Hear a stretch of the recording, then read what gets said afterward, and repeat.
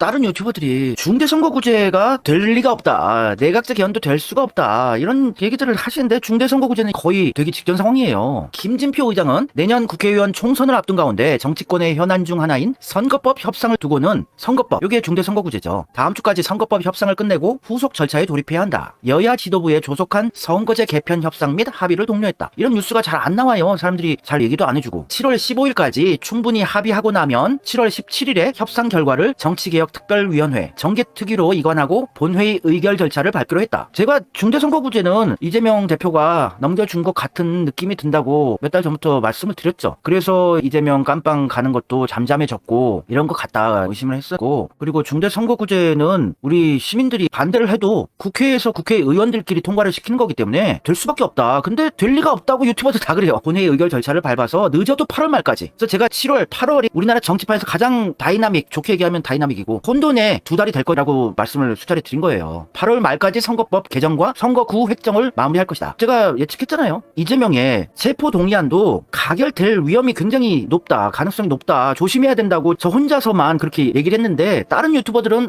걱정 마라, 이재명 체포 동의안은 100% 부결이야, 다들 행복 회로들 돌리고 민주 시민들을 자꾸 안도하게끔 했었어요. 지금도 중대 선거구제 같은 거 별로 신경도 안 쓰고 다른 유튜버들 딴 얘기들 하고 있는데, 이미 내각제의 시작점인 중대 선거구제는 이제 정개특위로 이관이 돼요. 본회의에서 의결 절차, 국회의원들은 이미 중대 선거구제는 다 판이 깔렸어요. 이거는 쉽게 통과가 되는 겁니다. 이거를 민주 시민들이 어떻게 막아요? 그래서 중대 선거구제는 통과될 가능성이 높다, 제가 계속 변치 않고 이 얘기를 했어요. 다른 유튜버들은 그런 거 걱정 안 해도 된다는 투로 다들 얘기를 하는 것 같은데, 김진표 의장이 현행 선거제, 대선거구제죠. 선거구 하나에서 한 명의 국회의원만 뽑히는 승자 독식 시스템인데, 선거제 개편, 중대선거구제로 개편을 해서 대화와 타협의 정치를 제도화해야 한다, 이렇게 언급을 했기 때문에 쉽지 않아 보인다. 중대선거구제는 개편이 된다고 전제를 해놓고 그 이유를 대비하는 게 나아요. 이걸 막기 힘들어 보입니다. 제가 중대선거구제는 이재명이 양보를 한 것 같다, 수개월 전부터 말씀을 드렸지 않습니까? 왜냐면 이재명을 지킬 수 있는 게 없었어요.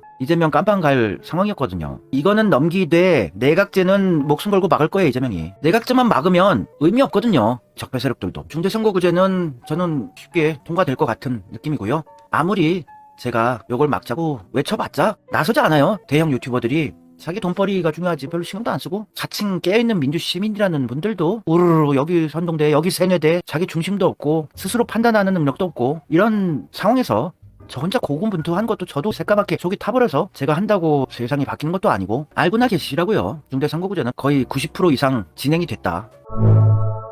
중대선거구제 개헌, 내각제 개헌을 아주 색다른 논리로 사용을 하고 있어요. 이재명이 불체포 특권을 포기하겠다고 선언을 했는데, 이것에 대해서 수사기관이 불합리하게 수사권을 남용하는 것은 자제하리라는 생각으로 여야가 정치적 합의를 이뤄가는 것으로 이해한다. 결국은 개헌을 통해서만 확실하게 불체포 특권 폐지를 실현할 수 있다. 개헌이란 게 내각제예요. 불체포 특권 폐지를 실현시키기 위해서 내각제 개헌을 해야 된다는 이런 논리를 만들고 있습니다. 김진표 국회의장이. 개헌 추진 시작이 된 거예요. 본격적인 개헌 추진, 내각제 개헌이 본격적으로 시작된 거예요. 여야와 대통령, 국민이 모두 동의하는 개헌안 마련에 최선을 다하겠다. 내각제도 본격적으로 시작된 겁니다. 내각제 우리가 막을 수 있어요. 내각제는 반대하는 사람이 많아서 내각제 개헌까지 하기는 힘들 건데, 이재명도 그거는 알죠. 당연히 내각제는 어떻게든 막을 겁니다. 근데 이재명이 깜빵에 갈 상황이었기 때문에 중대선거구제는 양보를 한 것 같아요. 제 예측이 맞는 것 같습니다. 지금 돌아가는 판을 보면. 제가 7월 8월이 가장 중요한 시기라고 말씀드렸어요. 한민족의 역사 명운이 이번 7, 8월에 결정된다고 봅니다. 저는. 왜냐면 9월 1일 날 정기국회 대회가 되는데 8월 말까지는 이재명의 거취 문제라든지 모든 게 다 결정이 나요.